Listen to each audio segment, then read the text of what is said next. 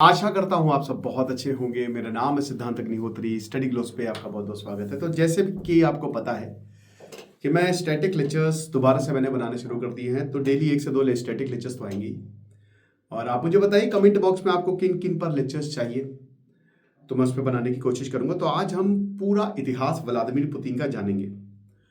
Vladimir Putin से क्या आप सीख सकते हैं, और व्लादिमीर पुतिन जो हमको दिखते हैं वो है नहीं। यूक्रेन पर हमला क्यों हो रहा है, उनका बचपन, इतने गरीब इंसान, अगर वो कर सकते हैं तो कोई भी कर सकता है। लेकिन आज दुनिया का सबसे अमीर आदमी है अनडिक्लेयर्ड, तो ऐसा उन्होंने क्या किया, चलिए हम एक एक करके बात करते हैं।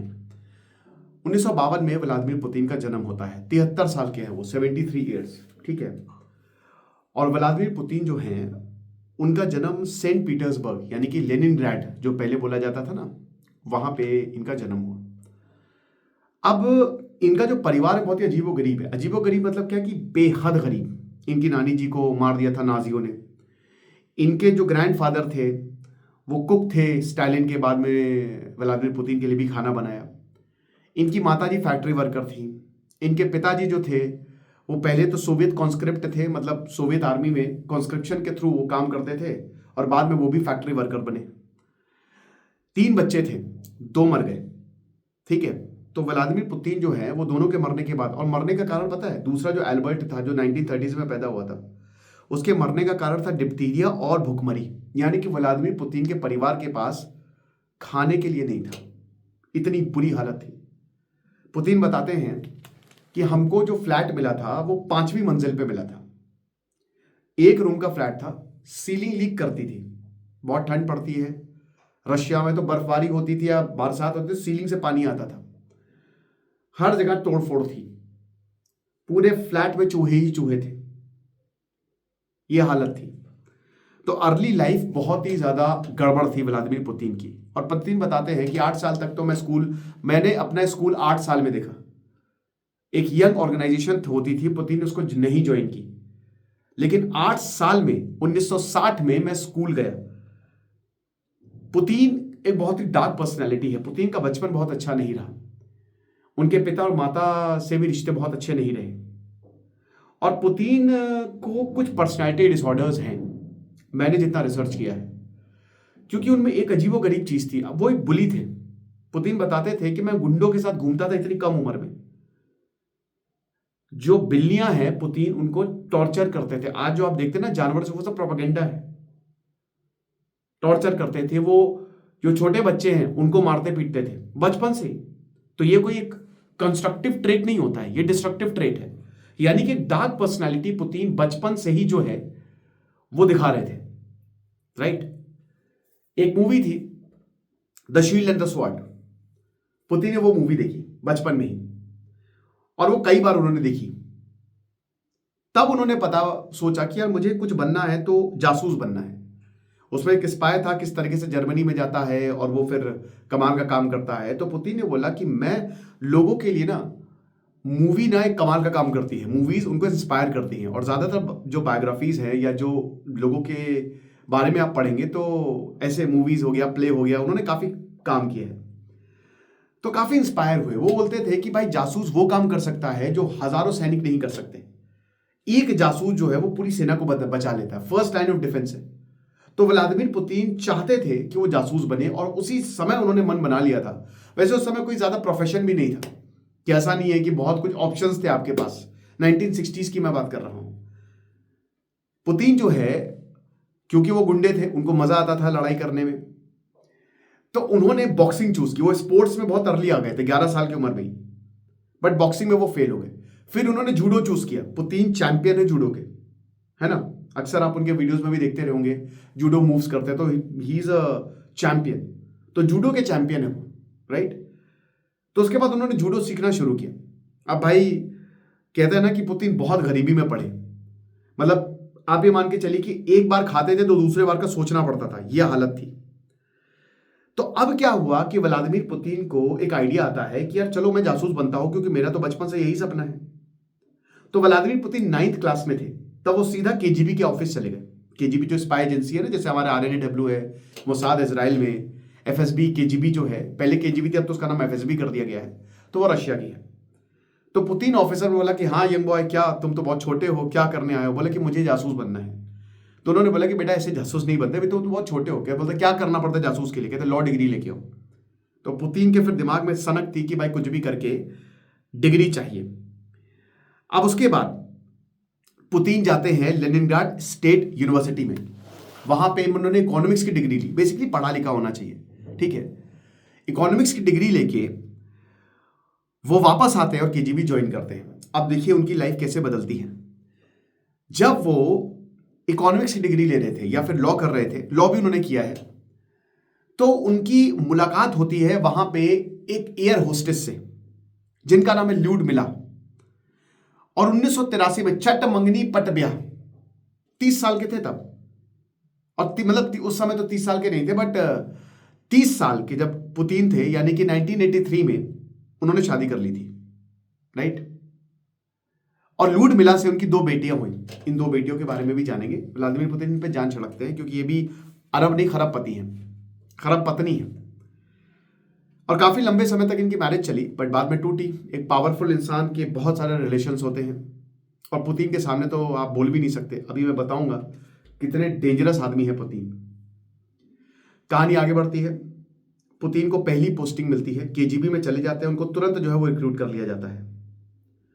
और पुतिन को उस समय ड्रेसडेन जर्मनी मिलता है। अच्छा, जर्मनी के हालात क्या थे? 1983 की बात है, तो जर्मनी के हालात बहुत अच्छे नहीं थे।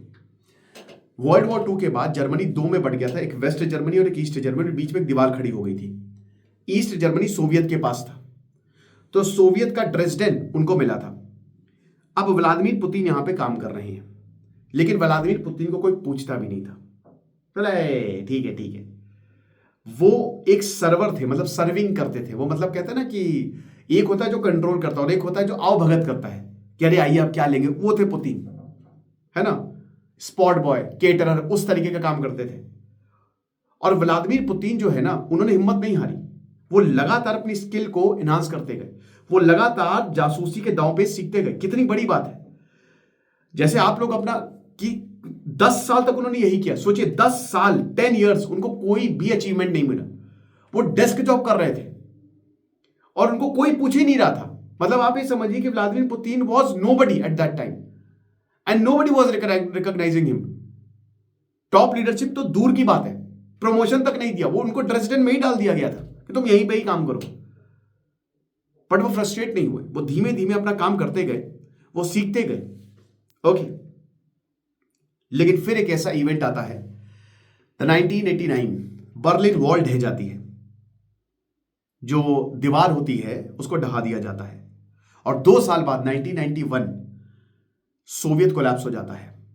तो व्लादिमीर पुतिन बताते हैं कि मैंने अपने सामने रशिया को खत्म होते हुए देखा है।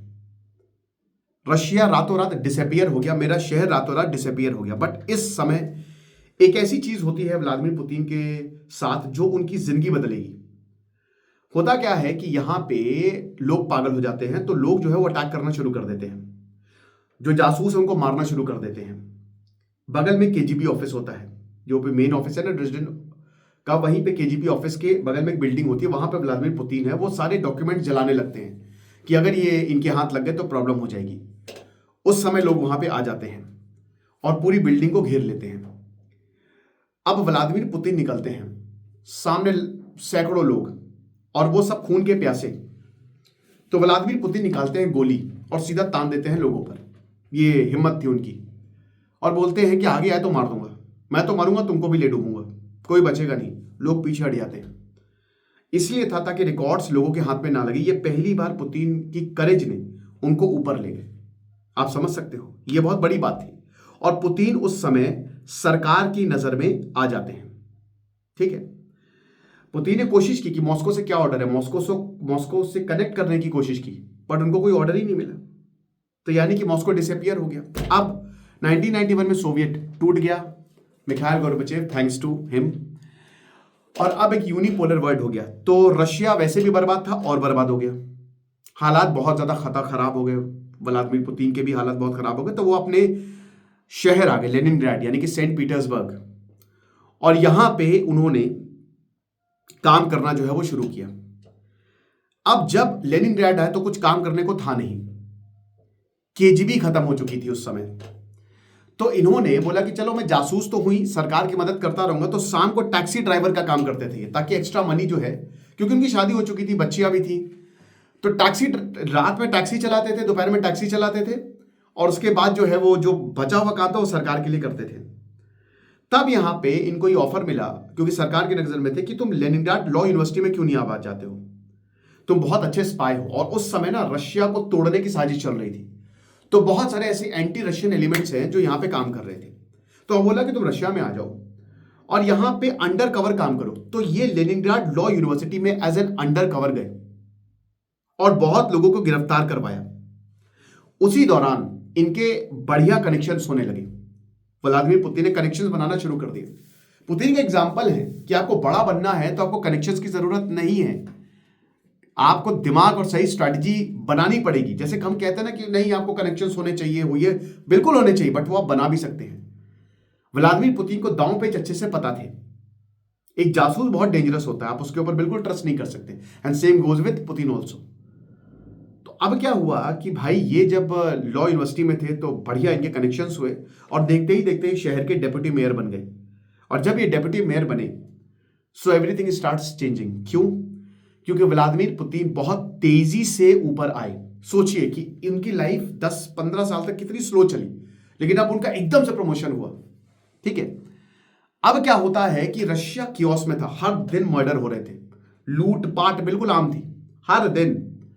व्लादिमीर पुतिन जब सोते थे ना तो रिवॉल्वर लेके सोते थे कि किसी दिन मुझ पे या मेरे परिवार के ऊपर हमला हो सकता है, यह हालात थी। उसके बाद हम देखते हैं कि पुतिन जबरदस्त रिश्वत लेते थे, ये उन्होंने खुद भी माना है। कोई भी बिजनेस आता था सेटअप करने के लिए तो व्लादिमीर पुतिन खूब पैसा लेते थे इनसे।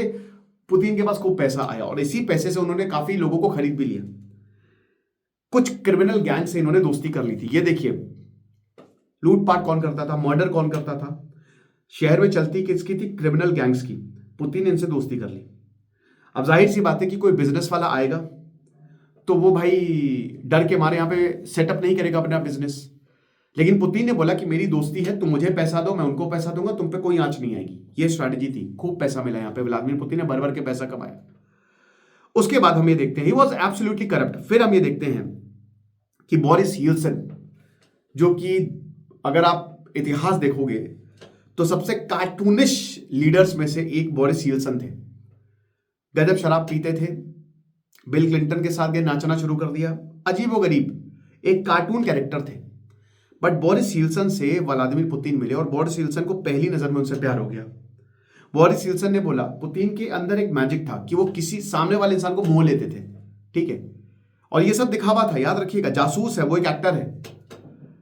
तो व्लादिमीर पुतिन खुश और बोरिस येल्त्सिन उनसे भी ज्यादा खुश। तो बोरिस येल्त्सिन को बिल्कुल उनके एडमिनिस्ट्रेशन में बोरिस येल्त्सिन ने जगह दे दी और बोला कि यही मेरा मेन एडवाइजर होगा। तो डे टू डे काम में बोरिस येल्त्सिन, क्योंकि एकदम नशे में धुत थे, और व्लादिमीर पुतिन ने येल्त्सिन को यह बताया था कि आप नशा करिए, प्रॉब्लम नहीं है, आप घूस खाइए, आप पैसा लीजिए, मैं आपकी मदद करूंगा, मैं आपके साथ खड़ा हूं। बोला कोई बात नहीं। येल्त्सिन ऐसे ही किसी को ढूंढ रहे थे और रशिया बर्बाद है। अब यहां पे पावर जो है ना वो देखिए कैसे आगे बढ़ती है। तो बोरिस येल्त्सिन जो है, जब उनकी एडमिनिस्ट्रेशन में एंट्री हुई तो उनका करियर एकदम से टुक ऑफ कर गया। ठीक है, केजीबी को एफएसबी बना दिया गया और व्लादिमीर पुतिन को बोला कि तुम ये हेड करोगे, यानी कि अब पूरी जासूसी वाली यूनिट व्लादिमीर पुतिन के अंडर। और पुतिन ने हर जगह जासूस छोड़ दिए, हर किसी के पास जासूस छोड़ दिए। ठीक है, और सबको बोला कि एक बार चीजें बेहतर होंगी तो मैं तुमको बहुत ज्यादा फायदा करवाऊंगा। बहुत बढ़िया। व्लादिमीर पुतिन एक सीक्रेट पुलिस बना दी। सीक्रेट पुलिस का काम यही था कि कोई भी हमारे खिलाफ खड़ा उसको मार दो, खत्म कर दो। प्लान देखिए, लॉन्ग टर्म प्लान कर रहे थे। यहां पे दोस्तों बोरिस येल्त्सिन एक जोकर थे, लेकिन उनके पास बहुत पैसा आ रहा था, जबरदस्त पैसा आ रहा था। तो यहां पे शुराटॉफ करके अटॉर्नी थे।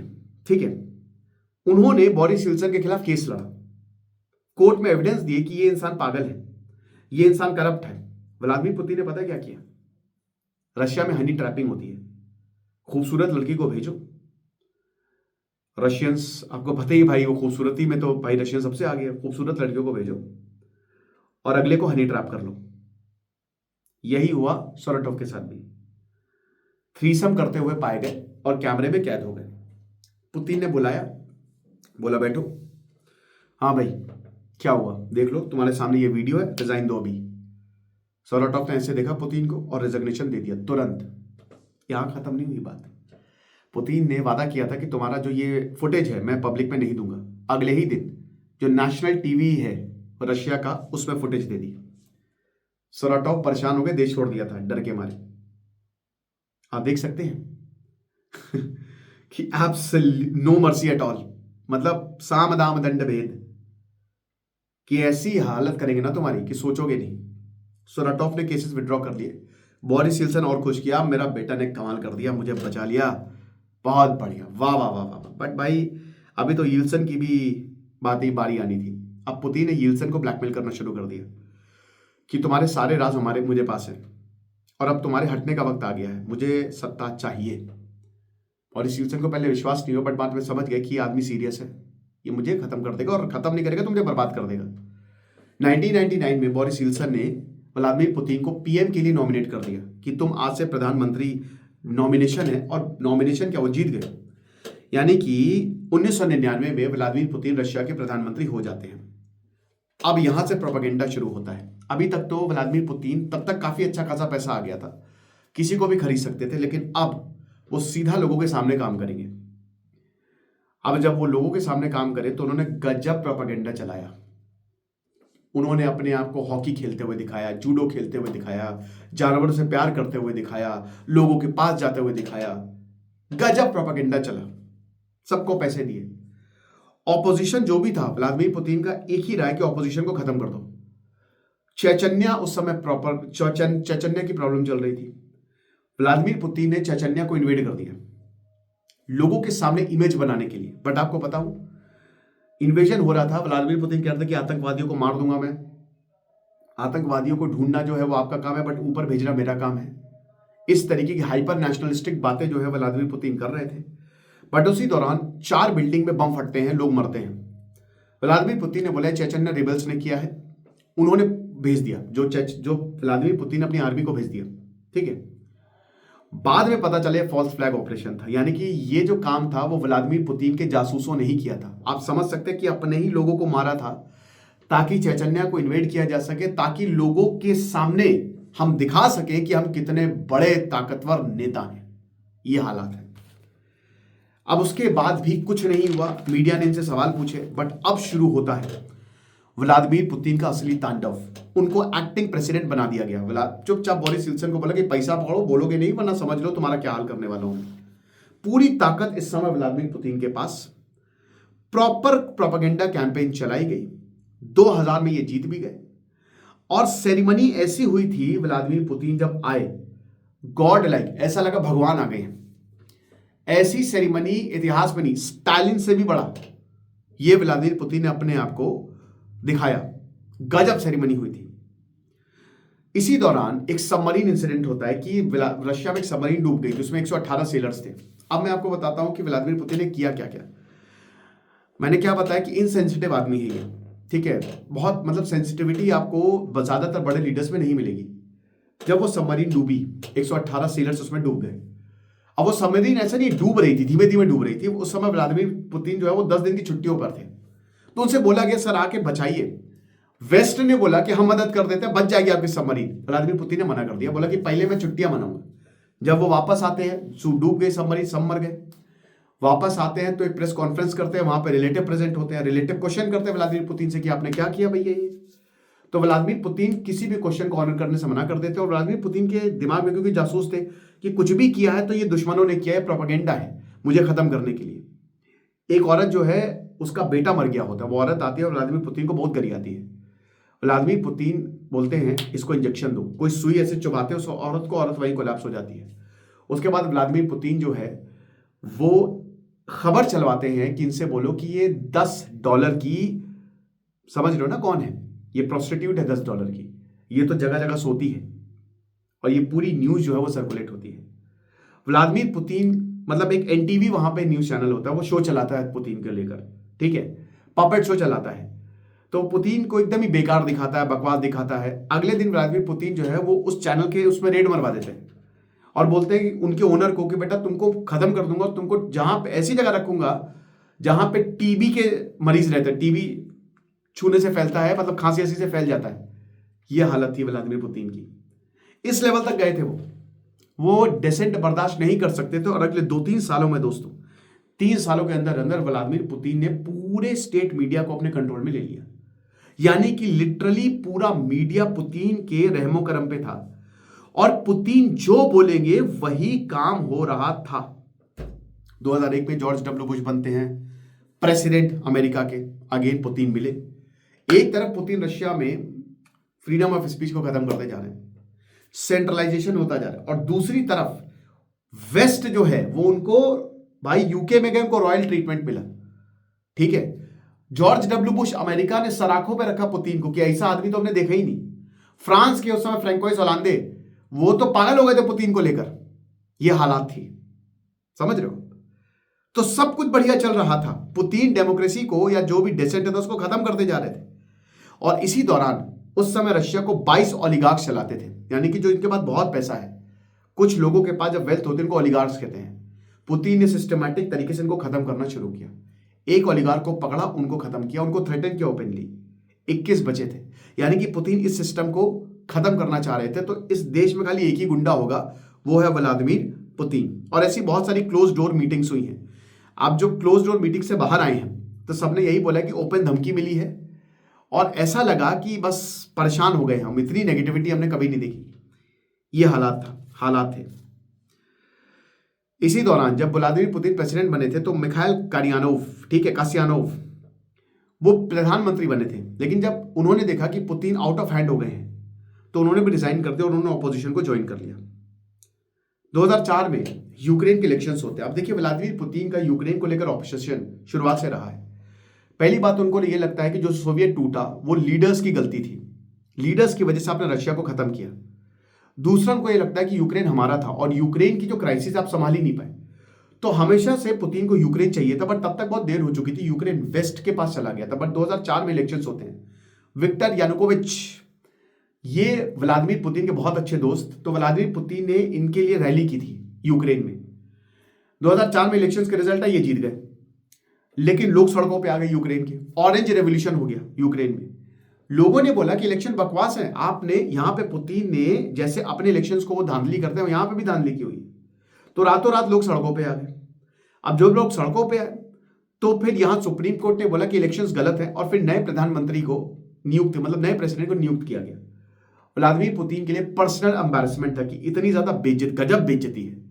व्लादिमीर पुतिन ने कोई बात नहीं बेटा, यूक्रेन को तो हम छोड़ेंगे नहीं, ये मेरा वादा है, ठीक है। और अब यूक्रेन जो है वो लगातार वेस्ट के करीब आता रहा, यूरोप के साथ ट्रीटी कर ली, नेटो का एक्सपेंशन हुआ।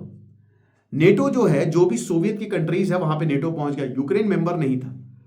2007 में धर के गरियाया, यहां पे म्यूनिक कॉन्फ्रेंस हुई, उसमें व्लादिमीर पुतिन ने धर के गरियाया कि नेटो को, और तब भी वेस्ट के कानों में जू नहीं रहेगी, तब भी रशिया को वो जबरदस्त ट्रीटमेंट दे रहे थे। देखिए व्लादिमीर पुतिन ने सेंट्रलाइज किया और लोगों को काफी हक भी दिया, इनकम टैक्स सबके लिए सेम किया। तो लोग खुश थे कि भैया चलो इकोनॉमी धीमे धीमे आगे बढ़ रही है। रशिया को स्टेबलाइज करने में व्लादिमीर पुतिन का हाथ था, लेकिन वो स्टेबलाइजेशन जो था ना, वो डिसेंट को खत्म करने से आया था कि अगर मैं हूं तो आप कुछ नहीं बोलेंगे। 2008 में हम ये देखते हैं कि व्लादिमीर पुतिन का प्रेसिडेंशियल टर्म समाप्त हुआ। अब हम रशिया में अब 2 बार से ज्यादा प्रेसिडेंट रह नहीं सकते, और यहाँ 8 साल हो गए थे, एक प्रेसिडेंशियल टर्म 4 साल का होता है। तो उनको फिर जो है वो इस्तीफा देना पड़ा। अब जब इस्तीफा देना पड़ा तो भाई दूसरा प्रेसिडेंट आया, लेकिन व्लादिमीर पुतिन जो है वो प्रधानमंत्री रहे, ठीक है। पर दोस्तों इतना आसान होना नहीं था। और इस दौरान मैं बता दूं कि व्लादिमीर पुतिन को लेकर काफी बड़े बड़े लीडर्स आने लगे और देश के अंदर ही जो है काफी लोग व्लादिमीर पुतिन के खिलाफ बोलने लगे, ठीक है। लेकिन व्लादिमीर पुतिन ने इन सबको मरवा दिया, सबको खत्म करवा दिया, ठीक है। और मतलब एक तो ऐसे थे कि वो इनके खिलाफ बोल रहे थे, उनको लंदन में इनवाइट किया गया और उनको रशिया के, मतलब जहां पे रशियन जो केजीबी है, उन्होंने बोला कि हम तो बिजनेस वाले हैं, आप आइए बैठ के बात करते हैं। चाय में उन्होंने पोलोनियम 210 मिला दिया था, जो रेडियो एक्टिव सब्सटेंस होता है। चाय पी मर गए, रेडिएशन हो गया उनको। पॉइजन देने में कमाल, व्लादिमीर पुतिन ने ये सारी बारीकियां सीखी थी अपने जासूसी स्कूल में, जो केजीबी में पढ़े थे, ठीक है। ये हालात थी। साइकोलॉजिकल गेम्स खेलते थे व्लादिमीर पुतिन। 2007 में जो जर्मनी की चांसलर थी एंजेला मर्केल, व्लादिमीर पुतिन के जो साथ था वो ठीक है, लेकिन जो उनके खिलाफ था बहुत डराते थे उन्हें। एंजेला मर्केल को कुत्तों से डर लगता था। 2007 की जो मीटिंग हुई उसमें व्लादिमीर पुतिन ने अपना लैब्राडोर छोड़ दिया, लैब्राडोर। और एंजेला मर्केल की हालत खराब, मतलब आप समझ सकते हो कि साइकोलॉजिकल गेम्स की तुम्हारे फियर को मैं यूज करूंगा, रूम में खाली मैं ही डोमिनेट करूंगा बस, और कोई भी डोमिनेट नहीं करेगा। ये व्लादिमीर पुतिन का कहना था, उनकी ये सोच थी। तो एक्सट्रीम नार्सिसिज्म भी हमको यहां पे व्लादिमीर पुतिन के केस में देखने को मिलता है। ओके, उन्होंने अपनी प्राइवेट लाइफ को बहुत ही प्राइवेट ही रखा, मतलब पर्सनल लाइफ को काफी काफी उन्होंने संभाल के रखा। अभी तक पर्सनल लाइफ में क्या हो रहा है कुछ भी पता नहीं, राइट? ये हिसाब किताब है। तब भी अमेरिका को लगा सब चंगा सी, सब बढ़िया है। अमेरिका ने बार बार सिचुएशन को मिसरीड किया। 2011 में अरब स्प्रिंग हो जाता है। व्लादिमीर पुतिन को उस समय ये लगा, गद्दाफी को जब पकड़ पकड़ के मारा गया, मुअम्मर अल गद्दाफी को, लीबिया का जो डिक्टेटर था, तब पहली बार व्लादिमीर पुतिन को लगा कि मेरे साथ भी ये हो सकता है। अब यहां पे व्लादिमीर पुतिन ने एड़ी चोटी का जोर लगा दिया कि भाई कुछ भी करके मुझे सत्ता को अपने पास रखना है, और मुझे चाहे जो हो जाए मेरा हाल गद्दाफी जैसा नहीं होना चाहिए कि कल को मुझे भी पब्लिक जो है वो मार रही, क्योंकि अब पुतिन के खिलाफ गुस्सा भी था, क्योंकि इकोनॉमी वही की वही थी, राइट? तो व्लादिमीर पुतिन ने 2012 में तो कॉन्स्टिट्यूशनल लिमिट को हटा दिया, वो दोबारा से प्रेसिडेंट हो गए, ठीक है, दोबारा से इलेक्शन हुए। और 2012 में जो इलेक्शन हुए उसमें क्या फुटेज देखेंगे तो व्लादिमीर पुतिन बहुत रो रहे हैं, इमोशनल है, आइए लोगों से कनेक्ट बनाने के लिए। और उसके बाद वो सीरिया में घुस गए और बशार अल असद को सपोर्ट किया कि कल को ऐसा ना हो कि मेरे ही दरवाजे ये इंसर्जेंसी जो है वो आ जाए। अभी भी बशार अल असद जब सीरिया में तख्ता पलट हुआ, अल शारा आया, तो बशार अल असद रशिया तो भागा है, रशिया नहीं तो उसको शरण दी है। तो ये हालत थी। और बार बार व्लादिमीर पुतिन को ये डर तो सता ही रहा था कि कहीं ऐसा ना हो कि ये थ्रेटनिंग प्रॉब्लम हो जाए, कहीं ऐसा ना हो कि प्रॉब्लम हो जाए, समझ रहे हो? अब यहां पे हमें देखते हैं कि लगातार वेस्ट जो है वो कैप्चर करता जा रहा था। 2013 में फिर से यूक्रेन का इलेक्शन होता है, तो फिर से इस बार पुतिन को लगता है कि हमारी सरकार आएगी। तो विक्टर यानुकोविच उस समय तक प्रेसिडेंट हो गए होते हैं, लेकिन बात वो यूक्रेन की मान रहे होते, जो यूक्रेन के लोग चाहेंगे। तो उनको बोलते हैं व्लादिमीर पुतिन कि तुम एक काम करो, जो भी तुम्हारी यूरोप से डील है वो कैंसिल करो और रशिया के पास आओ। लोग फिर से सड़कों पे आ जाते हैं। लोग बोलते हैं कि यूक्रेन पुतिन की बपौती नहीं है, जो तुम कुछ भी करोगे हम मान जाएंगे। और लोग जो हैं वो ओपनली रिवोल्ट कर देते हैं यहाँ पे पुतिन के खिलाफ और प्रेसिडेंट के खिलाफ। भागना पड़ता है प्रेसिडेंट को, और व्लादिमीर पुतिन के फिर से एम्बैरेसमेंट होती है। व्लादिमीर पुतिन बोलते बेटा छोड़ेंगे नहीं तुमको। क्रीमिया को इन्वेड कर देते 2014 में। जैसे ही क्रीमिया को इन्वेड किया, इन्होंने अपने ग्रीन गैंग्स भेजे थे, तो वहां पे इन्वेजन हुआ, बहुत लोग मरे। तुरंत यहां पे G8 से रशिया को निकाल दिया गया और रशिया पे पहली बार सैंक्शंस लगाए गए 2014 में। ये हिसाब किताब। और याद रखिएगा कि तब तक पुतिन के पास अच्छी खासी ताकत आ गई थी, और अब इस समय तक पुतिन के खिलाफ ऑपोजिशन काफी ज्यादा, एलेक्सी नवाल्नी, गैरी कैस्परोव जो कि बहुत बड़े चेस प्लेयर थे, उन्होंने भी पुतिन के खिलाफ मोर्चा खोल दिया था। एलेक्सी नवाल्नी ओपनली जो है वो पुतिन के खिलाफ जो है वो बोलते रहे थे, राइट? पेट्रो पोरोशनोन को प्रेसिडेंट ऑफ यूक्रेन बनाया गया।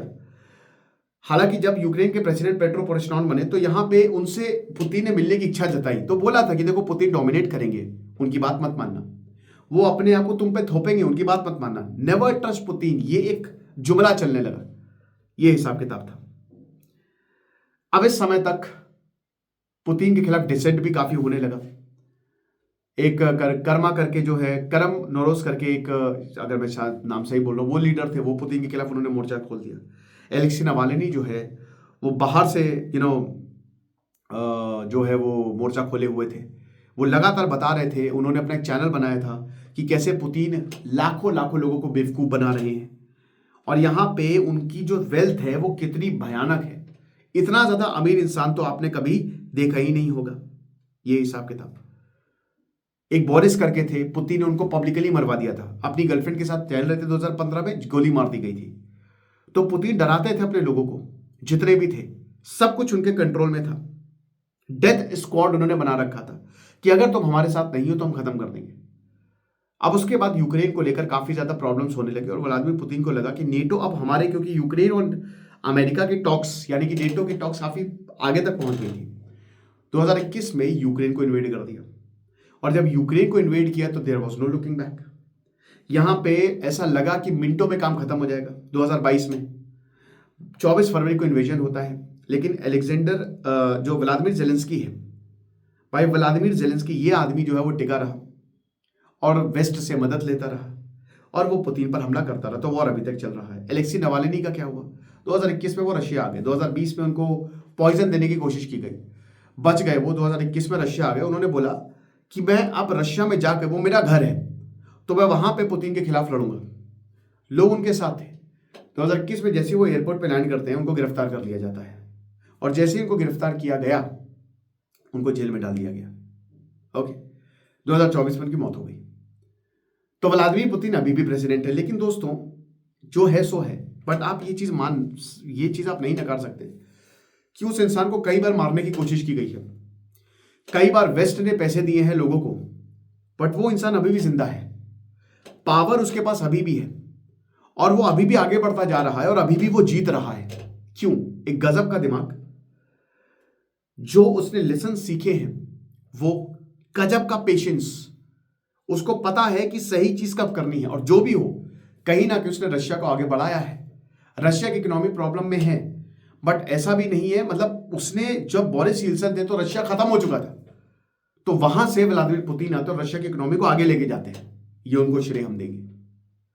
बाकी आप बताइए और किस इंसान की कहानी आपको सुननी है, बताऊंगा मैं आपको, एक एक चीज बताऊंगा। कमेंट बॉक्स में मुझे बताइए। ये लेक्चर था, आई होप आपको समझ में आया होगा। हमारा AI बुक का एक कोर्स है, आज आखिरी दिन है, आप उसको अवेल कर सकते हैं। 2 AI बुक्स आपको 200 रुपए की मिलेंगी। डिस्क्रिप्शन कमेंट बॉक्स में लिंक है, अगर आप ग्राफिक डिजाइन करना चाहते हैं। खुश रहिए, पढ़ते रहिए। इधर से सिद्धांत अग्निहोत्री साइनिंग ऑफ।